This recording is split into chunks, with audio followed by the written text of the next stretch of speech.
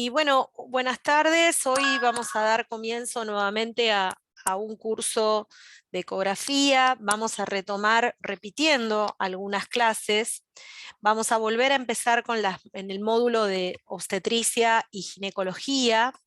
Entonces, vamos a empezar ahora con ecografía del primer trimestre. Vamos a dar clases todos los jueves de 1 hora. Y bueno, probablemente el tema no lo terminemos hoy, continuaremos la siguiente semana, y así vamos a tratar de dar todo el temario de obstetricia y ginecología nuevamente. Esto se suma a las clases que ya les vengo dando. A los chicos de Malvinas, justamente estas clases se las di en el último año, así que bueno, van a ser una repetición, pero seguramente van a venir bien las repeticiones. Así que aquel que ya las haya visto, bueno, puede prescindir de volver a verlas, pero siempre es bueno repetir conceptos, que las cosas queden claras, y así cuando nos toca ver a algún paciente con alguna patología de estas, la tenemos bien, bien clara y podemos estar seguros de lo que estamos haciendo. Eh, bueno, los que no tienen cámara no importa, pero los que sí la tienen, les pido por favor que en lo posible la conecten. Tampoco es una obligación, pero bueno, me gusta verles las caras, nada más que por eso.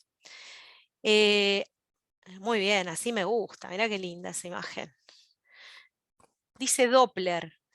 ¿De dónde son ustedes? ¿Dónde están? No los escucho.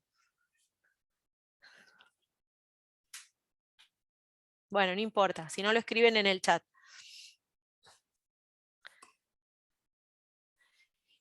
Bueno, entonces, a ver. Bueno, no importa. Vamos a compartir la pantalla y vamos a comenzar con la clase de hoy. Voy a tratar de pasarles un cronograma de clases. Lo que pasa es que a veces el tema es que yo no sé bien cuánto me va a llevar dar esta clase. Esta clase tiene un montón de diapositivas y bueno, a veces la puedo dar en 2 horas, a veces me lleva un poco más. Entonces, no sé si voy a poder ser tan estricta con un cronograma de clases. Y vamos a hablar hoy de la ecografía en el primer trimestre de la gestación. En tomo, muy bien. Bueno, entonces, los objetivos del estudio es hacemos una ecografía en el primer trimestre para diagnosticar el embarazo y ver dónde está localizado y ver si el embrión es vital. Es decir, necesitamos saber que no sea un embarazo ectópico, que realmente el embrión esté vivo, que, que no haya una mola. Además, si el embarazo es un embarazo normal, podemos tratar de determinar en forma precoz la edad gestacional, y eso nos va a permitir eh, tener una edad gestacional certera para el resto del embarazo. Así que hacer una ecografía de obstétrica en el primer trimestre es una oportunidad que tenemos como para poder saber realmente si el embrión es vital, si el embrión está dentro del útero, y también la edad de ese embrión. Entonces, hacer una ecografía en una guardia y no determinar la edad gestacional, sobre todo en el primer trimestre, me parece que no es correcto. Por eso es que yo insisto que en la ecografía que se hace en la guardia se haga la medición del LEM, que es la longitud embrionaria máxima, o de la longitud coronilla-nalga, como para datar ese embarazo. Si no, nos está faltando algo muy importante que puede servirnos para todo el resto del embarazo. Y esta determinación de la edad gestacional del embrión es importante tanto para las pacientes que tienen una FUM cierta como incierta, porque eso nos va a decir si podemos o no usar esa FUM para el resto del embarazo. También, bueno, como les dije antes, podemos descartar embarazos de localización ectópica o enfermedad trofoblástica. También, si es un embarazo múltiple, podemos decir cuántos embriones hay, cuántos sacos hay, y así determinar en forma precoz la corioamnionicidad. Esto es fundamental también para el resto del embarazo, para detectar los embarazos monocoriales. También para el diagnóstico de las hemorragias de la primera mitad, es decir, todas las variantes del aborto. La amenaza de aborto, el aborto incompleto, el huevo muerto y retenido, el saco anembrionado. Y por qué no ahora sumarle lo que es la interrupción voluntaria del embarazo. Cuando hay hematomas, también podemos ver qué riesgo tiene el embarazo de desprenderse y ver si hay algún hematoma retrocorial y hacer un control de estos hematomas. Y también se podría hacer una detección precoz de cromosomopatías y de malformaciones fetales estructurales. Eso en realidad no se hace en sí en el primer trimestre, sino entre la semana 11 a 14. Se hace con algo que se llama NT+, o medición de translucencia nucal, pero también hacemos otras determinaciones, como por ejemplo el ductus venoso, el hueso nasal, las arterias uterinas. Esto se está usando actualmente para la detección de cromosomopatías. Por último, no tenemos que dejar de mirar el continente, porque una cosa es mirar solo el contenido, que es el embarazo, pero también hay que mirar al útero y a los ovarios. Entonces hay que mirar muy bien las paredes del útero para ver si hay miomas o si hay algún quiste de ovario, porque a veces los miomas o los quistes de ovario pueden crecer durante el embarazo y tener algún riesgo de malignización en el caso del ovario, o los miomas a veces crecen demasiado y compiten con la irrigación con el bebé. Entonces, una vez que dijimos toda la utilidad de la ecografía en el primer trimestre, vamos a ver qué debemos incluir. En la ecografía tenemos que ver el saco gestacional y ver cuántos sacos hay, la forma de esos sacos, si es redondeada, ovalada, o si tienen alguna forma extraña que pueda indicar un mal pronóstico. Se debe medir el saco y para eso se hace el diámetro sacular medio. Se toman 3 medidas del saco en 3 ejes diferentes y luego se promedian. Y en base a eso el mismo equipo les va a decir la edad gestacional de acuerdo al tamaño del saco gestacional. Luego, si se ve el embrión, se puede tomar la longitud embrionaria máxima, pero esta longitud solo se mide cuando el embrión es como si fuera un granito de arroz, donde no se percibe todavía los miembros fetales. Cuando los miembros fetales ya se pueden visualizar, en esos casos ya no medimos más el LEM, sino que lo que vamos a medir es la longitud coronilla-nalga, que es el CRL. Y ahí en esa medida recuerden que los miembros no están incluidos. También vamos a valorar la actividad cardíaca y acá me permito decirles que traten de no usar el Doppler color. El Doppler color genera calor y si genera calor puede alterar los tejidos biológicos. Les voy a pedir que se silencien. No sé quién es que está haciendo ruidito. Entonces, tenemos que monitorear la actividad cardíaca, quizá con un método menos dañino para el embrión, sobre todo cuando estamos en una etapa de replicación celular, de organogénesis. Entonces vamos a utilizar el modo M.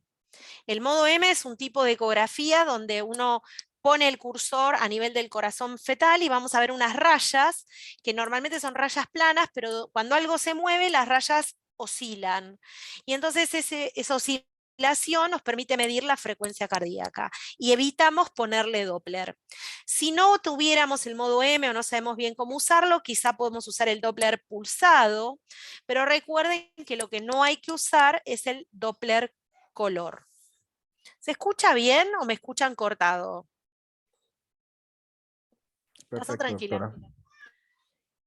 Bueno, Se gracias. Me escucha bien. avisan si no, porque yo me veo que la conexión por momentos me falla un poco acá.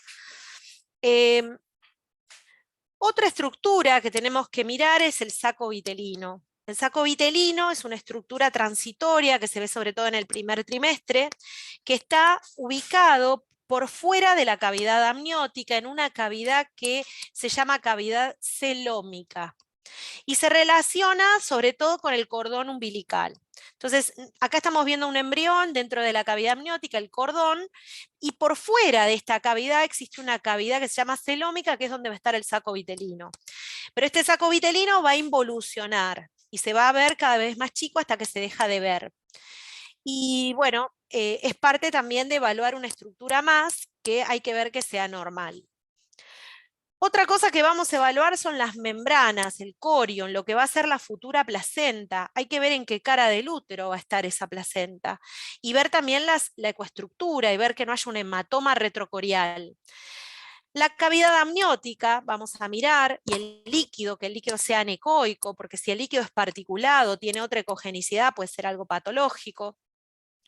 El cuerpo lúteo, que suele aparecer en el primer trimestre, ustedes saben que en la segunda fase del ciclo normal de una mujer, cuando cuando el folículo periovulatorio se revienta y se produce la ovulación, queda dentro del ovario como si fuera ese folículo reventado que tiene unas paredes irregulares y que secreta hormonas. Ese cuerpo lúteo permite la fase progestacional de la mujer y prepara el endometrio para la implantación del embrión. Entonces, ese cuerpo lúteo, cuando la mujer se embaraza, continúa secretando hormonas hasta que la placenta lo reemplaza. Y entonces el cuerpo lúteo va a estar activo, secretando hormonas durante casi todo el primer trimestre hasta que involuciona y es reemplazado por la placenta. Entonces es normal que en los embarazos normales veamos un cuerpo lúteo en uno de los ovarios. Y no hay que confundir eso con un embarazo ectópico, no hay que confundir eso con un quiste de ovario.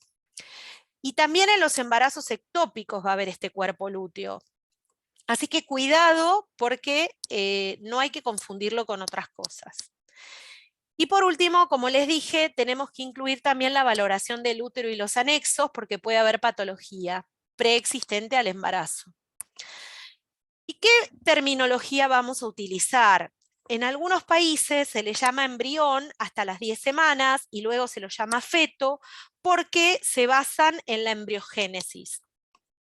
La embriogénesis está completa a partir de la semana 10 y por eso se dice que pasa a llamarse feto cuando se completó la embriogénesis.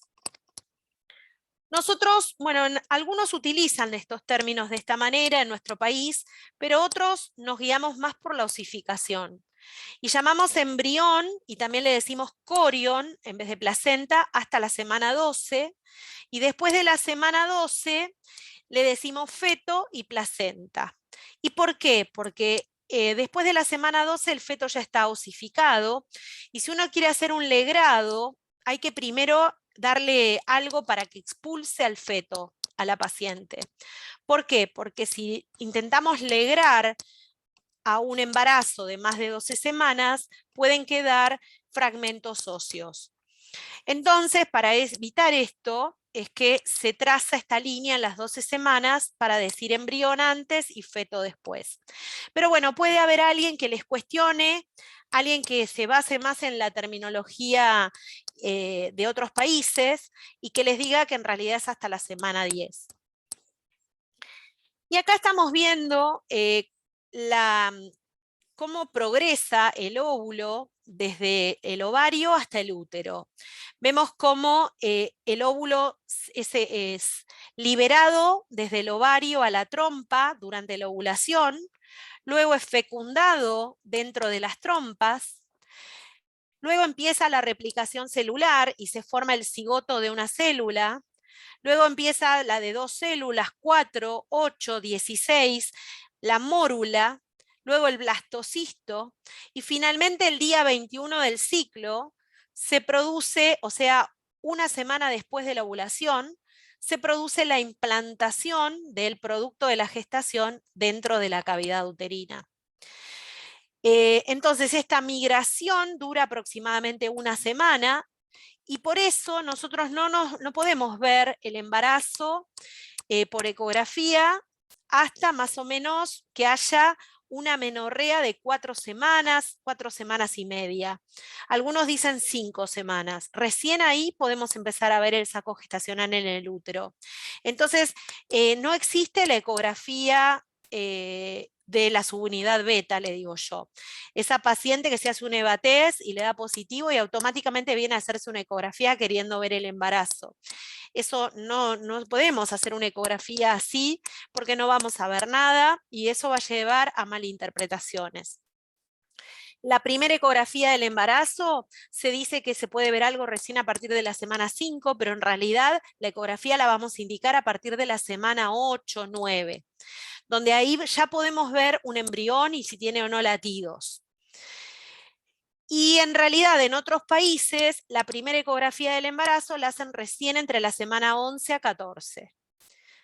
Así que no hagamos ecografía de la subunidad beta. ¿Y cómo es la cronología de aparición de los hallazgos por ecografía en un embarazo? Aparece el saco gestacional entre la semana 4 a 5 de gestación y se ve sobre todo por vía transvaginal.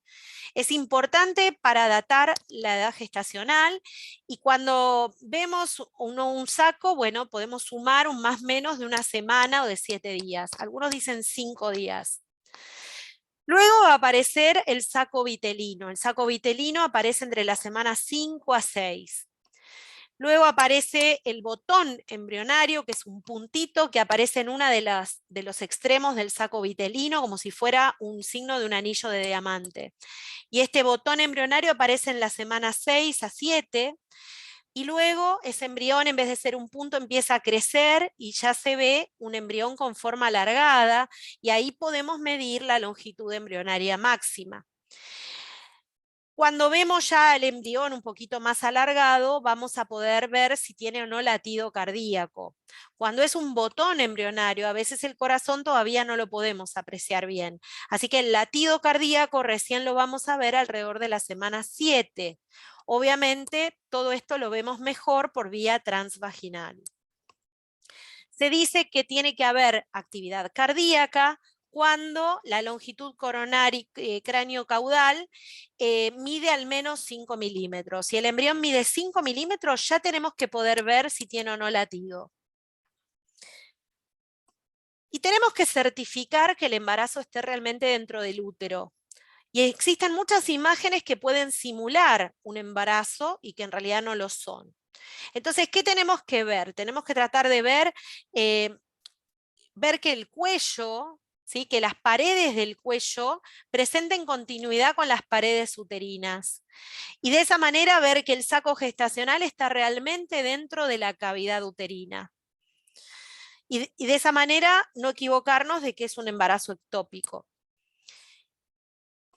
El saco gestacional, como les dije, se ve desde la semana 4 a 5 y algunos tienen una correlación con la subunidad beta. Se dice que se tiene que ver el saco gestacional, por ejemplo, para el autor Brie, cuando la subunidad beta es de 1000 unidades, creo que es. En cambio, para otros autores necesita que la subunidad beta sea más alta para decir que se debe ver el saco gestacional. Como este límite no es muy preciso, actualmente lo que se hace cuando uno no ve el saco gestacional es volver a repetir la ecografía en una semana, porque 7 días es como el tiempo suficiente como para darle para que el saco gestacional aparezca cuando no aparece. ¿Por qué no es seguro el nivel de la subunidad beta? Porque puede haber una gesta múltiple, por ejemplo, cuando puede haber una subunidad beta mayor a 2000, pero ser un embarazo gestacional múltiple, y entonces por ahí todavía no vemos los sacos. O a veces es un estudio con limitaciones técnicas, o la resolución del equipo no es adecuada, o podríamos estar informando que un saco no está y ya debería estar, y en realidad el saco aparece en menos de 7 días. Así que cuidado. Siempre que un saco no aparezca, deberíamos repetir la ecografía en una semana para ver si aparece. Acá, en esta publicación del 2011, dicen que hasta que un nuevo consenso no aparezca, una subunidad beta de 4000 debe ser usado como límite discriminatorio de su unidad beta para decir que aparece o no el saco gestacional. Metatrexate, yo no begin below 17. No se debe dar tratamiento. Ah, perdón, esto está mal. Es para el embarazo ectópico. A ver, bueno, no sé qué es esto. Lo tendré que leer, no me acuerdo. Bueno, con respecto al saco gestacional, tenemos que ver cuántos sacos hay. ¿Qué cantidad de sacos hay y dónde están ubicados? Si están en el fondo del útero o están en la región media del útero, si están en vías de expulsión, si están ubicados en una cicatriz de cesárea, si están ubicados en el cuello del útero, si están en un cuerno del útero. Porque todo esto nos puede indicar que sea por ahí un ectópico intrauterino. Entonces, cuidado porque existen ectópicos extrauterinos, pero también ahora están hablando de localizaciones dentro del útero que igual no son normales. El saco gestacional tiene que ser redondeado u oval. El contenido es líquido y el líquido sabemos que es negro, por lo tanto el contenido es anecoico. Además, los bordes tienen que ser regulares, no tienen que ser festoneados. Tenemos que tomar la medida, y la medida que tomamos es el diámetro sacular medio. Para eso hay que tomar 3 medidas del saco. Y se dice que el saco crece de a 1 milímetro por día. Para saber realmente que es un saco gestacional y que no es, por ejemplo, un pseudosaco o un quiste, tenemos que observar alrededor de estos sacos gestacionales un doble anillo. Un anillo grueso, perisacular mayor a 2 milímetros, que constituye en sí la reacción trofoblástica. Pero si ustedes observan bien, en realidad es un anillo grueso, pero que tiene 2 capas. Este doble anillo periférico es lo que nos dice que esto es un saco gestacional. Y este signo se observa dentro del útero, pero también lo vamos a ver en un embarazo ectópico en una trompa, por ejemplo. Acá tenemos la imagen de doble anillo decidual, esta imagen periférica que parece que tiene un doble anillo, y eso nos indica que esto es la decidua. Esto nos indica que es un embarazo normal. Es un signo bastante importante de que es un verdadero saco gestacional y que no es un pseudosaco. Este signo debe aparecer alrededor de la semana 5 a 6, y como verán son 2 bandas ecogénicas bien gruesas. La primera es la decidua, la segunda es el corion, perdón, la primera es la decidua y el corion, la segunda es la decidua parietal, y están separadas por una delgada línea hipoecoica. Acá vemos esta doble pared, ¿sí? En este caso en un saco gestacional intrauterino, pero que no tenía embrión. Este era un saco no viable, pero tenía una doble pared. Y como tenía una forma medio elongada, lo que queríamos descartar es que no fuera un pseudosaco. Y en realidad no era un pseudosaco justamente porque tenía una doble pared. ¿Cuáles son las imágenes simuladoras de saco gestacional? Bueno, que haya líquido dentro de la cavidad endometrial, que haya un quiste endometrial o miometrial por adenomiosis, que haya un quiste decidual o un pseudosaco, o un mioma con degeneración hialina. Para poder estar seguros debemos hacer seguimiento para controlar que si realmente es un saco aparezca el embrión o el saco vitelino adentro, mientras que en todas las demás imágenes simuladoras no va a haber crecimiento rápido, ni tampoco vamos a lograr ver en una semana un embrión. Acá vemos algunas imágenes simuladoras, un pseudosaco en un embarazo ectópico. Acá parecen verse 2 sacos, pero en realidad era uno solo y el otro era un mioma con un área líquida adyacente a un saco gestacional normal. Yo me acuerdo de una paciente que vi hace ya muchos años, que era familiar del intendente del municipio en su momento de Malvinas Argentinas. ¿Y qué pasaba? Venía porque teóricamente había perdido un embarazo, le había dado la subunidad beta positiva y había tenido pérdidas, y entonces me mandaban a hacer una ecografía de control para saber si el embarazo seguía dentro del útero o lo había expulsado. Y me acuerdo que le tuve que hacer varias ecografías porque se veía una imagen sacular muy parecida a estas que tenemos en las imágenes. Y entonces yo decía, no, se sigue viendo el saco gestacional. Y por ahí volvía a la semana y se seguía viendo el saco gestacional. Y entonces, bueno, por ahí le hacían un legrado y me decían, mirá, no saqué nada en el legrado. Y volvía después del legrado a hacerse un nuevo control y yo le decía, pero se sigue viendo este saco gestacional. Y bueno, resulta que no era un saco gestacional, era un quiste endometrial. Y bueno, el quiste endometrial se iba a seguir viendo, por más que variara la gestación o no. Así que cuidado con estas imágenes simuladoras porque nos pueden hacer quedar muy mal. Y el Doppler nos va a mostrar cuando evaluamos un saco gestacional un hiperflujo alrededor del saco, de baja resistencia y con abundantes velocidades. No obstante, como les dije, tratamos de evitar el uso del Doppler color y del Power Angio en el primer trimestre. En lo posible solo usamos el modo M o a lo sumo el Doppler espectral. El Doppler color y el Power Angio tienen demasiada energía, generan calor y también el índice térmico. El índice térmico es algo que nosotros podemos monitorear en la pantalla del equipo, en los numeritos que están alrededor. Bueno, acá justo en esta foto no aparece, pero si buscan algunas otras fotos que tengan Doppler color van a ver que en la periferia aparece IM y también aparece IT.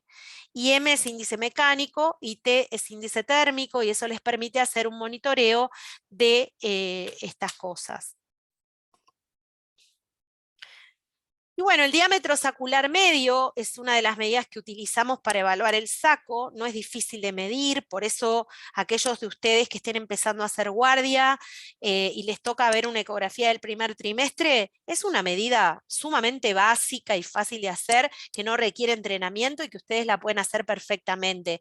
No hace falta que estén poniendo en el informe que la ecografía se hizo por guardia y solo es para valorar vitalidad fetal y que no se toma biometría, porque un saco gestacional lo puede medir cualquiera y la verdad que no se van a confundir en esa medida, así que mídanla porque eso nos permite también datar el embarazo.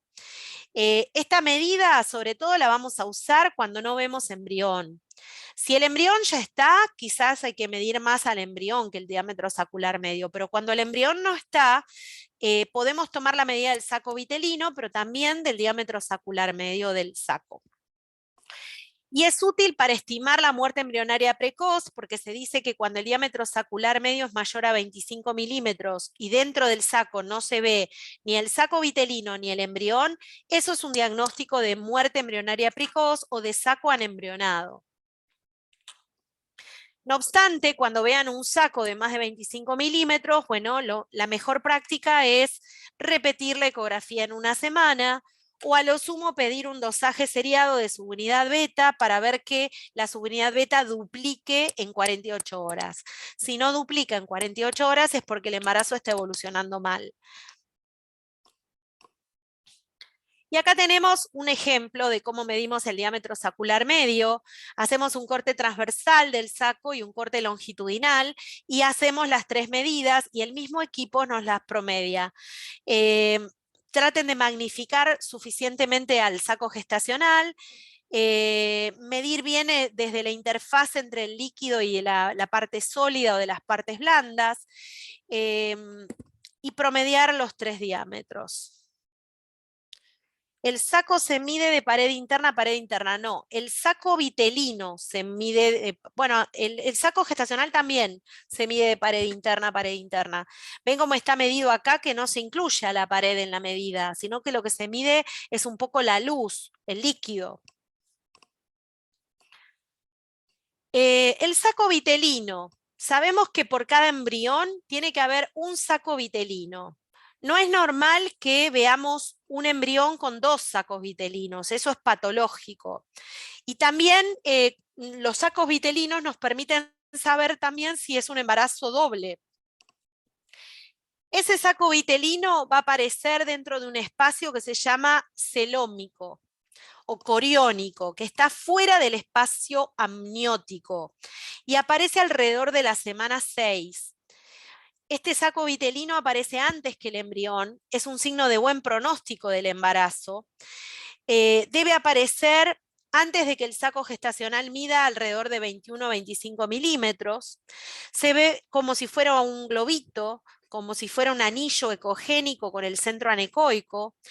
Mide normalmente menos de 6 milímetros y también se mide de borde interno a borde interno, no se mide la pared. Y lo que sucede con este saco vitelino es que involuciona espontáneamente, desapareciendo por completo alrededor de la semana 10 a 12.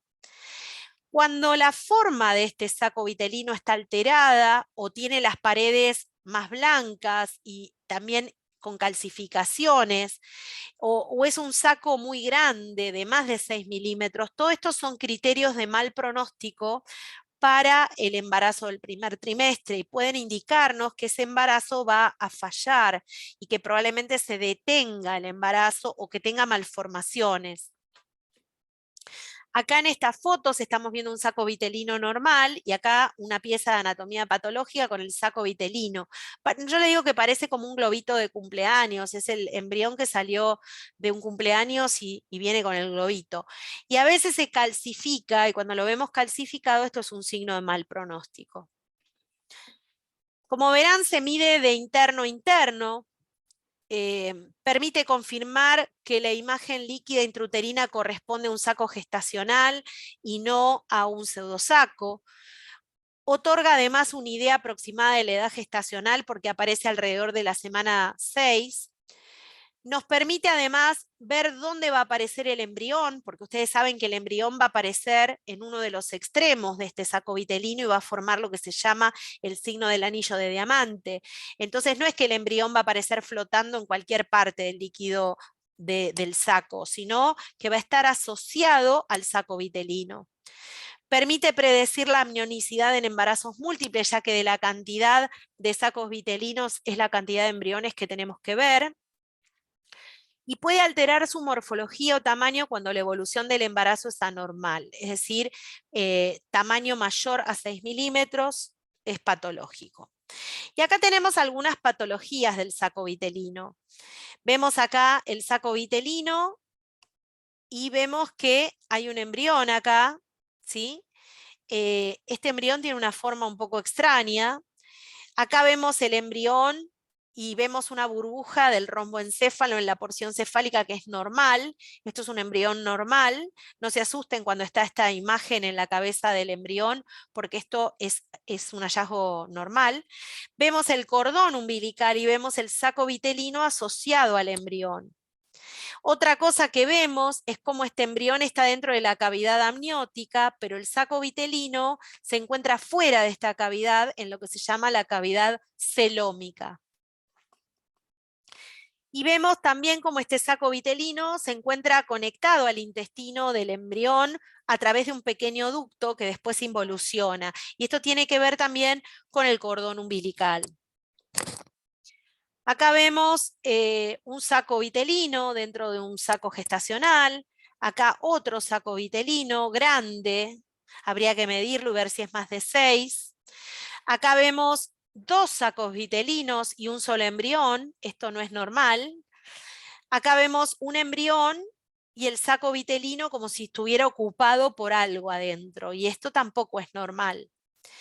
Esta burbuja, recuerden que sí es normal, que es la cabeza del bebé.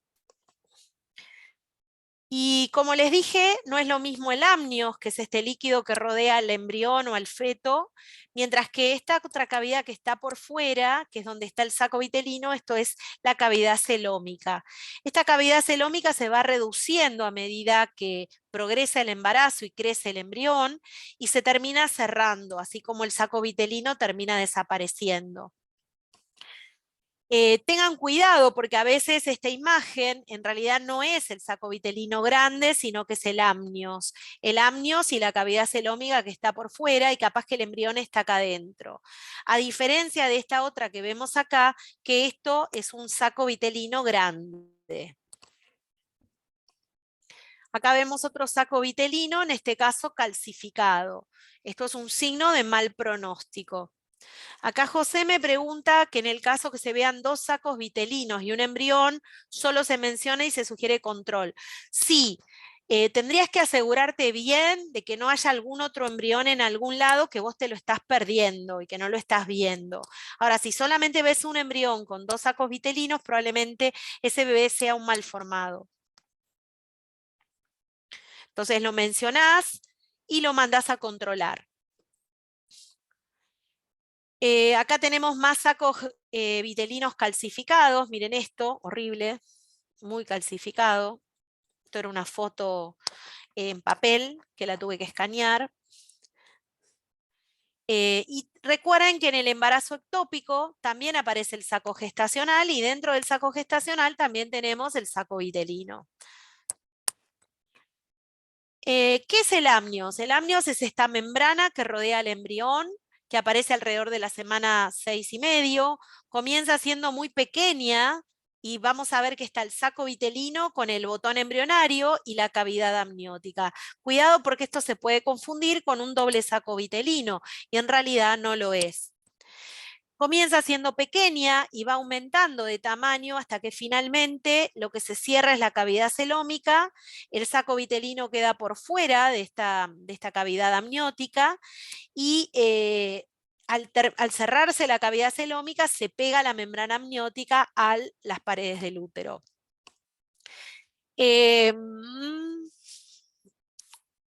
Bueno, comienza siendo pequeña, pero crece al igual que el CRL y llega a ser de mayor tamaño que la cavidad coriónica y se fusiona entre la semana 8 a 16. La membrana es más fina que el saco vitelino.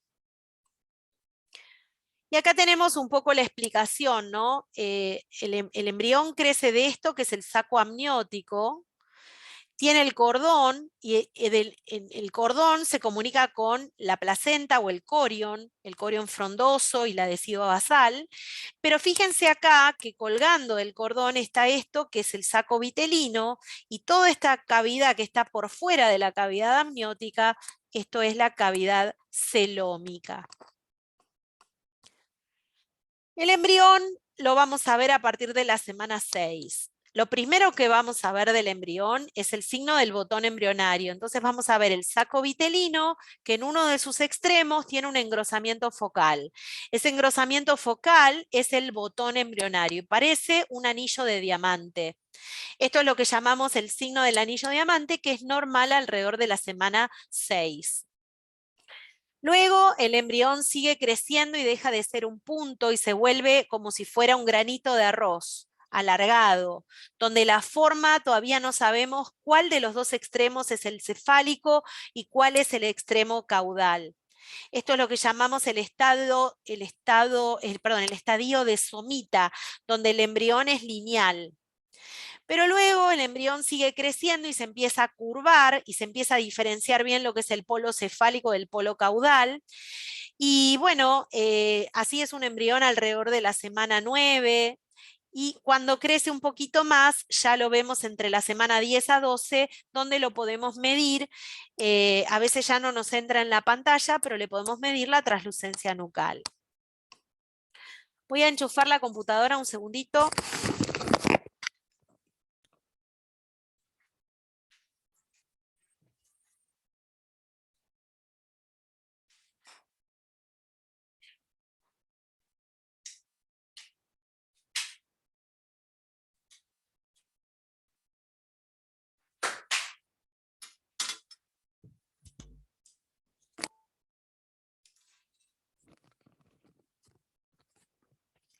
Bueno, continuamos. ¿Alguna pregunta hasta acá? ¿Alguien quiere decir algo? ¿Alguien quiere activar el micrófono para decirme algo? ¿No? ¿Ya se aburrieron? Bueno, sigamos. Entonces, el signo del anillo de diamante. Este signo que es tan coqueto, a veces la piedra, cuando el embarazo es más chiquitito, se ve un diamante más pequeño, y cuando el embrión empieza a crecer un poco más, ya aparece una piedra más grandota. Así que bueno, esto es lo que vemos, el saco vitelino con el botón embrionario, así que recuerden que siempre el embrión hay que buscarlo en uno de los extremos del saco vitelino. Acá tenemos otra vez el signo del anillo de diamante, varias imágenes de distintos embarazos, algunos con una piedra más chica, otros con una piedra más grande, dependiendo del tamaño del embrión. Y el embrión debe verse generalmente cuando el saco gestacional es... Bueno, en esto dicen hasta 25 milímetros. Cuando es mayor a 25 milímetros y no se ve el embrión, eso es un signo de mal pronóstico. Recuerden también que la longitud embrionaria máxima crece alrededor de 0,7 a 1 milímetro por día. Es muy importante que determinemos la cantidad de embriones y eso nos permite determinar en forma precoz la corioamnionicidad en embarazos múltiples. Y es muy importante que miremos la cantidad de sacos vitelinos, la cantidad de sacos gestacionales y la cantidad de, si se ve la membrana que divide a los dos sacos amnióticos. Esta ecografía del primer trimestre es fundamental para la determinación de la verdadera corioamnionicidad. Podemos tomar el LEM o la longitud craneocaudal dependiendo de si se ven o no los miembros del feto. Y esta medición en el primer trimestre, recuerden que es la que tiene mayor exactitud para determinar la edad gestacional y datar el embarazo. Acá estamos viendo el saco vitelino y un embrión, donde se diferencia el polo cefálico, pero todavía no se ven bien los miembros. Por lo tanto, lo que estamos midiendo acá es el LEM, la longitud embrionaria máxima. Acá también tenemos un embrión que no podemos diferenciar bien las partes, por lo tanto parece un granito de arroz y lo que medimos es el LEM, longitud embrionaria máxima. Para medir el LEM hay que tener cuidado de elongar bien al embrión. Si no lo elongamos bien, como pasa con el riñón, y lo agarramos medio tangencialmente, va a parecer más chico. Y si es más chico, va a medir menos y nos va a marcar mal la edad gestacional. Por eso hay que barrer el útero en cortes transversales y longitudinales para poder encontrar en qué corte el embrión se ve más largo y medir al embrión en un verdadero corte longitudinal. Lo ideal es que lo midamos con el embrión en forma horizontal en la pantalla. Hay que ampliar la imagen hasta un 30 o un 50% de la pantalla que ocupe el embrión. Ambos extremos del embrión deben estar visibles y siempre usar los calipers en los extremos del embrión. No hay que incluir en la medida al saco vitelino. La otra medida que tomamos es el crown round length, que en castellano es la longitud coronilla-nalga. Esto va desde acá, desde la coronilla, que es el tope de la cabeza, hasta la nalga, no incluye los miembros inferiores. Se debe medir en un corte sagital medio del feto, el feto tiene que estar levemente curvado, no tiene que estar ni hiperflexionado ni en hiperextensión. Lo ideal es que el feto esté acostadito y no que esté vertical. Como les dije, en posición neutra, no en hiperflexión o hiperextensión. También tenemos que ampliar la imagen hasta que el feto ocupe por lo menos un 30 o un 50% de la pantalla. Se deben ver los extremos claramente definidos y ahí se aplican los calipers y no debemos incluir en la medida a los miembros inferiores. Lo ideal para estimar la edad gestacional es hacer una ecografía precoz. ¿De cuándo es la ecografía precoz? Y lo ideal es antes de la semana 12. Algunos dicen que hasta la semana 13. Y dicen que la primera ecografía del embarazo debería ser el scan de las 11 a 14 semanas. A mí me parece que en ese scan ya llegamos tarde. Me parece que deberíamos hacer siempre una ecografía entre la semana 8 a 9 para datar el embarazo y asegurarnos que el embarazo es intrauterino y que está todo bien. Y después repetimos una nueva ecografía entre la semana 11 a 14 para medir translucencia nucal. Pero me parece que la ecografía de las 11 a 14 no reemplaza a la ecografía para datar el embarazo. La medición de la longitud embrionaria máxima o el CRL antes de la semana 10 nos permite estimar la edad gestacional con un más o menos de 5 días en el 95% de los casos, y es el mejor parámetro. Pero siempre y cuando estemos en un CRL, algunos dicen hasta la semana 14. Yo no estoy tan de acuerdo. Me parece que usar un CRL hasta la semana 14 es demasiado. Y me doy cuenta que a veces fallamos en más de una semana, entre la semana 12 a 14.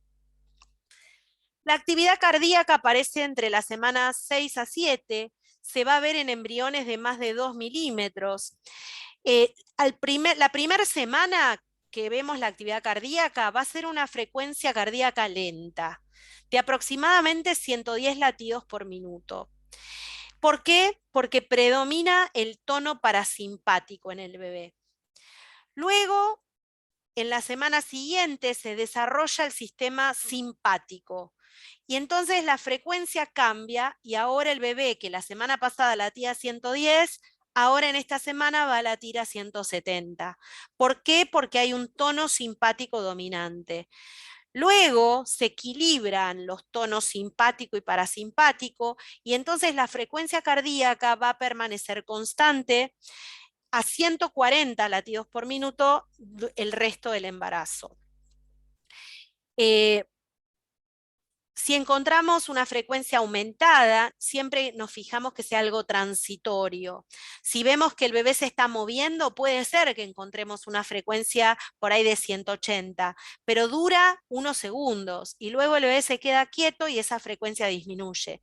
Lo mismo pasa con las frecuencias bajas. Podemos encontrar bradicardias transitorias en los fetos, tanto en el primero como en el segundo trimestre, pero siempre y cuando sean transitorias. Si son sostenidas y mantenidas en el tiempo, eso es un criterio de mal pronóstico. Una frecuencia cardíaca menor a 90 latidos por minuto tiene mal pronóstico con un 100% de mortalidad a la semana, siempre y cuando esa frecuencia sea sostenida.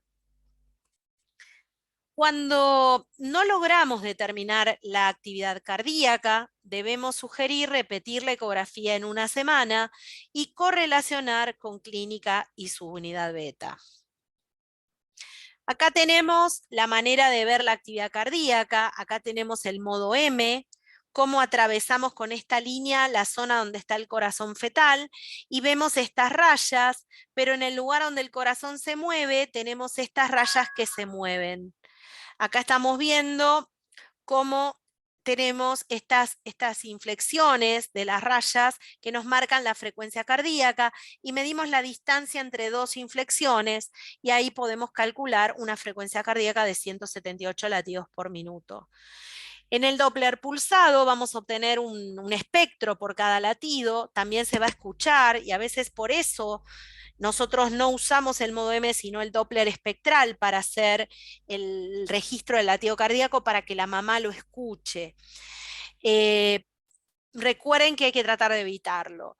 Y otra cosa que les sugiero es que verifiquen antes de hacerle escuchar a la mamá los latidos, que no sea una mamá que viene a hacerse la ecografía para interrumpir voluntariamente el embarazo, porque si le hacemos escuchar los latidos, después nos pueden acusar de que hicimos mal las cosas y que estamos tratando de inducir a la paciente a que no aborte y nos pueden hasta hacer un juicio por violencia obstétrica, violencia ecográfica.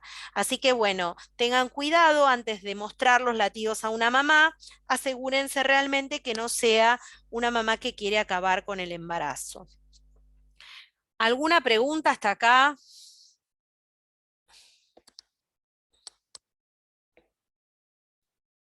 ¿No? Ok, doc. Bueno, seguimos. En el embarazo múltiple, tenemos que determinar cuántos sacos gestacionales hay y cuántos embriones hay acá adentro de cada saco. En este caso estamos viendo un útero con dos sacos gestacionales separados entre sí y cada saco tiene un embrión adentro. Esto es un embarazo que tiene dos embriones pero dos sacos, por lo tanto es biamniótico bicorial. A diferencia de este otro que está acá abajo, donde vemos que dentro de un mismo saco están los dos embriones. En este caso es un embarazo monocorial y lo más probable es que sea biamniótico. Es muy raro que existan embarazos monoamnióticos. Eso solamente sucede cuando hay un embarazo en fetos que son siameses, que están pegados entre sí en alguna parte del cuerpo, o alguna que otra vez está descrito en la bibliografía algún embarazo monoamniótico donde se enredaron los cordones, pero la verdad que el embarazo monoamniótico es más raro que perro verde. Así que siempre que veamos esto de acá abajo, vamos a decir que es un embarazo monocorial biamniótico. Igual acá se ve la membrana. Sepan que en este tipo de embarazos, donde hay una sola placenta, el riesgo es mucho mayor porque tenemos lo que se llaman los síndromes monocoriales, donde ambos fetos comparten la misma placenta, como si fueran dos árboles que compiten por el agua. Bueno, estos dos fetos compiten por el oxígeno y por el aporte sanguíneo, y pueden aparecer una serie de trastornos propios de estos embarazos dobles con una sola placenta. Y acá, a ver quién se anima a decirme qué tipo de embarazo es este, cómo es la corioamnionicidad de este embarazo.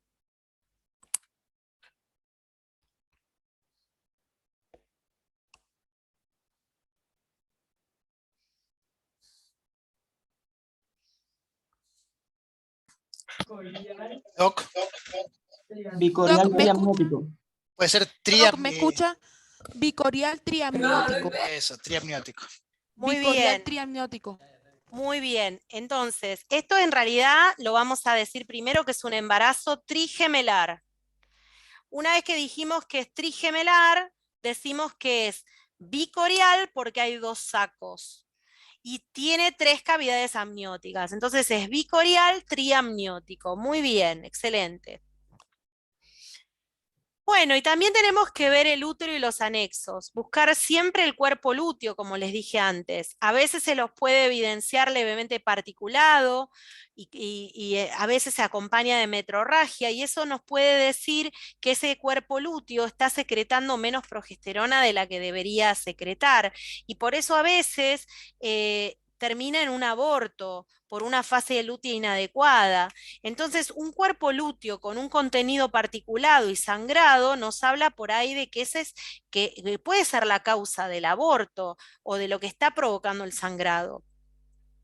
También hay que evaluar patologías preexistentes como los miomas o los blastomas de ovario y tener en cuenta que se pueden modificar con los cambios hormonales del embarazo. Un mioma preexistente puede verse afectado por los estrógenos del embarazo y crecer de una manera desproporcionada y transformarse en una necrobiosis, en un mioma que crece demasiado pero se necrosa en la parte central. Y a veces el mioma también puede competir con la irrigación de la placenta y causar un retardo de crecimiento. También puede haber un blastoma en uno de los ovarios, puede haber un endometrioma, y los endometriomas también se desidualizan y pueden generar un quiste de ovario muy heterogéneo propio del embarazo, que ahora no me acuerdo el nombre, pero se los mostré en la clase de ginecología. Si lo buscan, lo van a encontrar. ¿Y qué más puede pasar? Puede haber un tumor. Y a veces los tumores de ovario crecen mucho durante el embarazo y hay que poner en el comité de ética qué es mejor, hacer que priorizar a la mamá o priorizar al bebé. Y a veces hay que terminar un embarazo en forma temprana para poder operar a la mamá y sacarle un tumor de ovario y hacerle tratamiento. A veces también pasa lo mismo con los tumores de mama. Y bueno, el principal motivo de consulta en el primer trimestre es el sangrado. 20% de las mujeres manifiestan dolor y sangrado en el primer trimestre temprano. Y la ecografía es el método de elección para evaluar a estas pacientes. ¿Por qué vía las vamos a evaluar? Por vía transvaginal. Las causas de esos sangrados pueden ser tanto ginecológicas como extraginecológicas, como por ejemplo que sea hematuria y que no sea, por ejemplo, una metrorragia. Y en el primer trimestre podemos diagnosticar el aborto espontáneo con todas sus variantes, que es la amenaza de aborto, el aborto en curso o el aborto incompleto. También podemos diagnosticar por ecografía un huevo muerto y retenido, que en sí no es un aborto, pero que lo va a hacer, porque la evolución normal de un huevo muerto y retenido es que en algún momento dado la mujer lo va a terminar expulsando en forma espontánea. Así que un huevo muerto y retenido se va a transformar en un aborto. Pero no siempre que hay un aborto es porque la causa fue un huevo muerto y retenido. También puede haber enfermedad trofoblástica gestacional y el embarazo ectópico. Y el aborto espontáneo de los embarazos que llegan a la fase de implantación, que son el 30 al 40%, se van a abortar.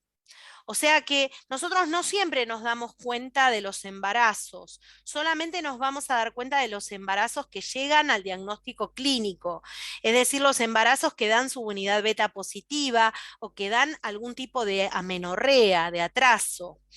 Pero de los embarazos que realmente hay, se dice que se pierden entre el 30 al 40% de los embarazos. Ahora, de los que llegan a la fase clínica, se pierden entre el 10 al 15%. O sea que aquella mamá que está muy angustiada porque es su primer embarazo y tuvo un aborto, bueno, les tenemos que explicar que eso son cosas que pasan, que la naturaleza es así y que está destinado que entre un 10 a un 15% de todos los embarazos se terminen perdiendo en forma de aborto. Y que no se angustie, que eso no tiene por qué volver a repetirse. Pero sepan que el riesgo del aborto espontáneo aumenta con la edad materna, un 20% a los 35 años y un 40% a los 40 años.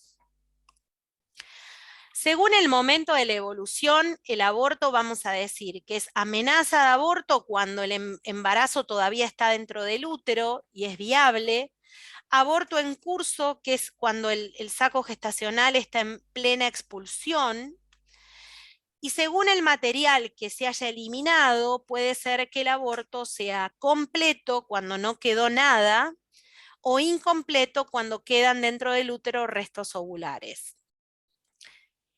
¿Y a qué llamamos huevo muerto y retenido, el HMIR? Básicamente a dos cosas, a dos entidades que reflejan que se detuvo la gestación en distintas etapas. La primera etapa es muy precoz, que es cuando se ve un saco gestacional muy grande, pero que no se ve embrión adentro. Es decir, que el embrión nunca desarrolló o desarrolló pero a nivel microscópico y se murió antes de que lo pudiéramos ver en el botón embrionario. A diferencia de la muerte embrionaria precoz, donde el embrión ya se ve, pero no tiene latido. Entonces, no es lo mismo ver un saco gestacional vacío, sin embrión, que ver un saco gestacional con un embrión adentro, pero muerto. La diferencia es que a la primera entidad lo vamos a decir saco anembrionado y a la segunda entidad le vamos a decir muerte embrionaria precoz. Pero las dos entidades quedan involucradas dentro del término huevo muerto y retenido. Y acá tenemos un saco anembrionado, es un saco demasiado grande o a veces de tamaño normal, puede tener una forma normal o irregular, puede estar elongado, puede estar descendido dentro del útero, pero la característica es que no se ve embrión en su interior. Puede ser que el embrión haya desarrollado, pero quizás dejó de latir y se terminó reabsorbiendo. Actualmente recuerden que se usa un corte de 25 milímetros para determinar que el saco es lo suficientemente grande como para que ya debería verse el embrión adentro. No obstante, siempre se controla a la semana y se deja evolucionar una semana para asegurarnos que el embrión no aparezca. Fíjense acá también cómo este saco tiene este doble anillo ecogénico. Y acá vemos un ejemplo, a ver qué les parece este ejemplo. Estamos viendo dentro del útero y ¿qué vemos? ¿Quién se anima a decir lo que vemos acá?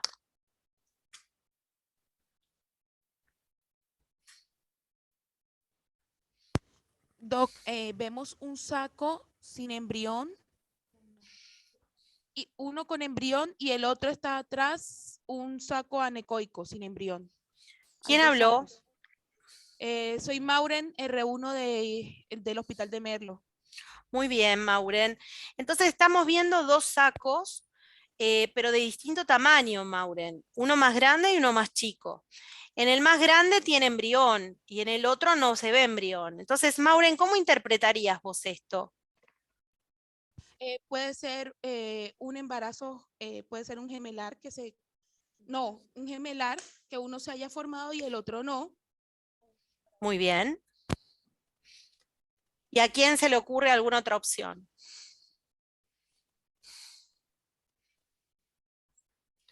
Entonces, esto podría ser que en el saco más chico antes había un embrión, pero ahora el embrión ya no está, se murió. es un saco anembrionado, y en el otro saco sí hay embrión. Entonces sería lo que se llama, pusieron ahí en el chat, el vanishing twin, que es el gemelo que se desvanece, y que queda un saco anembrionado al lado de un saco normal, ¿ven? Pero otra opción es que esto no sea verdaderamente un saco, sino que sea un quiste endometrial, que sea, ¿qué más puede ser? O sea, que eso era lo que habíamos hablado antes de las imágenes simuladoras. Muy bien, exacto. Podría ser también, por ejemplo, un hematoma. Entonces hay que ver la evolución de esto, ¿no? Si se sigue viendo por un tiempo, capaz que era un saco anembrionado, ahora si esto cambia de tamaño y se empieza a reabsorber rápidamente, quizás ser un hematoma. Pero uno tiene que, cuando hace la ecografía, informar lo que le parece, pero también sugerir que podría haber otros diagnósticos diferenciales. Igual a la mujer hay que darle a entender que por ahí eran dos, pero que uno ya no está viable y que sigue adelante uno solo, porque me ha pasado que por ahí esta mujer vuelve a venir a la ecografía diciendo que es un embarazo gemelar, y uno esforzarse viendo de que hay un solo feto y decirle, no, mira, hay un solo feto, pero a mí me dijeron que había dos. Y esta cosa de que, bueno, ¿dónde está el otro feto, no? Y también nos ha pasado de que por ahí va al parto y nace uno solo y decimos, ¿y qué pasó con el otro? Y bueno, el otro no está. Bueno, el otro se desvaneció. Así que tengan cuidado con estas cosas, ¿sí? Miren, esto era un video y se ve muy bien dentro de este saco, como hay saco vitelino y como hay embrión, pero dentro de este otro saco no hay nada. Y bueno, vamos a avanzar unas diapositivas más y ya terminamos con la clase. La muerte embrionaria precoz, lo que vamos a ver entonces es un saco gestacional que puede tener el embrión adentro, pero el embrión no tiene actividad cardíaca. Hay algunas instancias previas a esta condición, que es cuáles son los signos de mal pronóstico en el embarazo del primer trimestre. Es, por ejemplo, encontrar una frecuencia cardíaca menor a 90 latidos por minuto. Eso es un signo que nos dice que probablemente ese saco o ese embrión no va a andar bien. O una discrepancia entre el tamaño del saco y el del embrión. Se dice que se puede hacer una medición entre el diámetro sacular medio y el CRL, y la diferencia tiene que ser menor a 5 milímetros. También que haya un embrión que crece menos de 0,2 milímetros por día, o que el saco vitelino sea irregular y calcificado, o que haya hemorragias perisaculares. Y bueno, acá en las imágenes vemos un saco gestacional con un embrión que no tiene latido, o un saco demasiado grande con un hematoma y un embrión chiquito sin latido. Otros signos de alarma es que el saco gestacional esté vacío, que haya una reacción trofoblástica escasa, que la forma sea anormal, que el saco tenga bordes irregulares o contornos imprecisos, que el saco vitelino esté duplicado o que tenga un tamaño anormal.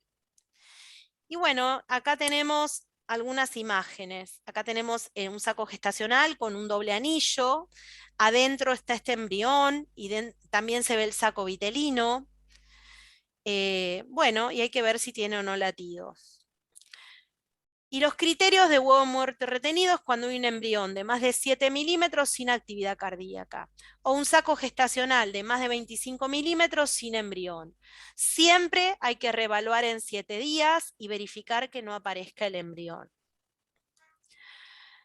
Y muchas de las causas de estas muertes embrionarias precoces son malformaciones, anomalías cromosómicas o genéticas. 50% son anomalías cromosómicas. En este caso estamos viendo un feto siamés, un conjoin, que es un feto siamés, un feto unido. Y acá estamos viendo el corazón de uno y el corazón de otro y están unidos. Bueno, cuando uno ve esto, puede ser que este embarazo siga adelante o a veces se detiene solo. Y lo que termina es una muerte embrionaria precoz y con un aborto espontáneo, pero en realidad la causa no es una patología del primer trimestre en sí, sino que es un problema cromosómico o genético. Por eso algunos dicen que hasta es mejor que estos embarazos se pierdan y no sigan adelante. Muchos de estos embriones que terminan dejando de latir tienen anomalías estructurales muy severas que hacen que veamos un embrión deformado, un embrión por ahí con un onfalocele o con un neuroporo abierto, con una ausencia de cabeza, y todo eso nos dice que no iba a ser un embarazo normal.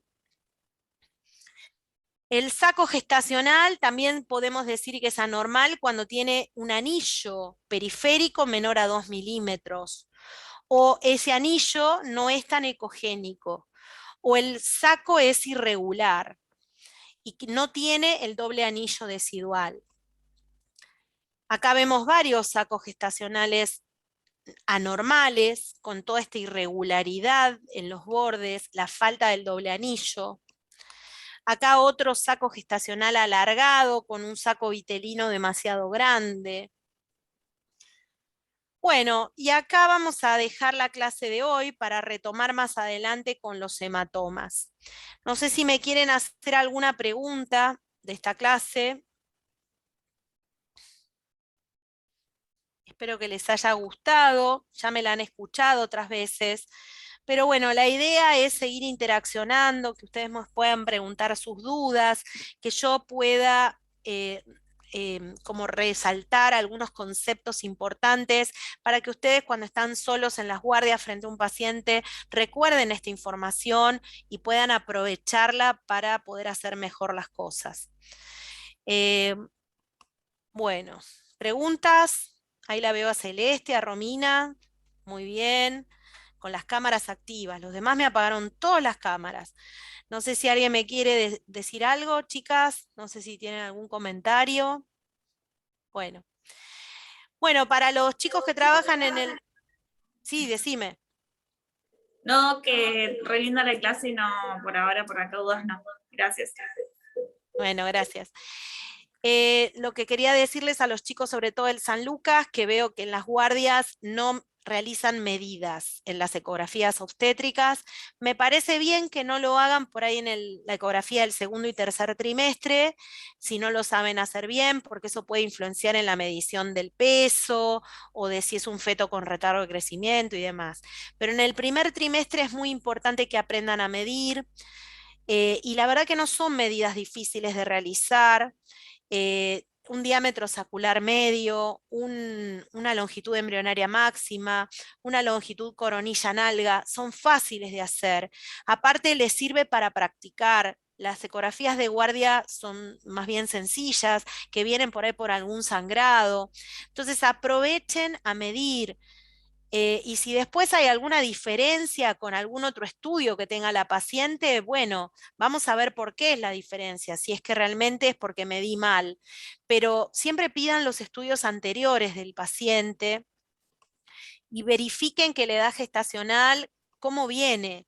Ingresen en el equipo la FUM y vean cuánto es la edad gestacional por FUM. Utilicen la ecografía anterior, que por ahí es precoz, capaz que es la ecografía de las 9 semanas.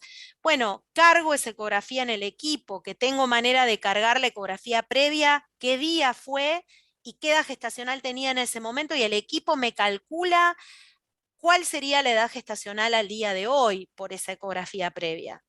Y saber si estoy, con los datos que yo estoy dando en el día de hoy, estoy asemejándome a esa edad gestacional calculada por estudios previos. Y de esa manera aprendo a medir, de esa manera aprendo a estar más seguro en lo que hago, ¿sí? Y no que pongo abajo una nota diciendo que no lo mido porque esto se hizo por guardia y eso es mejor pedir un turno para que lo haga alguien que sepa medir. No, nosotros tenemos que saber medir. Así que empiecen a tratar de medir a estos bebés chiquititos que son fáciles de medir. Después los bebés más grandes ya llevan un poquito más de trabajo, pero no le tengan miedo, ¿eh? Bueno, ¿alguien quiere comentar algo que le haya pasado en alguna guardia? ¿Alguien quiere decir algo de algún caso que haya visto? Bueno, si nadie quiere decir nada, nos despedimos y nos vemos la semana que viene. Recuerden que las clases van a ser Los días martes a la mañana tengo el pase con los chicos de Argus, que ahí presentan ustedes. Los días miércoles a la mañana van a ser el pase de Malvinas, pero ahí doy clase yo. Y ahí doy clase para Malvinas y para Argus y para Merlo y para Tigre, para todas las residencias. Los jueves a la tarde, de 14 a 15, es la otra clase. Así que traten de participar tanto de la del miércoles a la mañana como la del jueves a la tarde, como para poder hacer esto un poco más dinámico. Si no, es como que se vuelve algo muy lento y no avanzamos con el programa. ¿Está bien? Bueno, chicos, chau. Les mando besos. Hasta luego, Doc. Chao, Doc, nos vemos. Chao.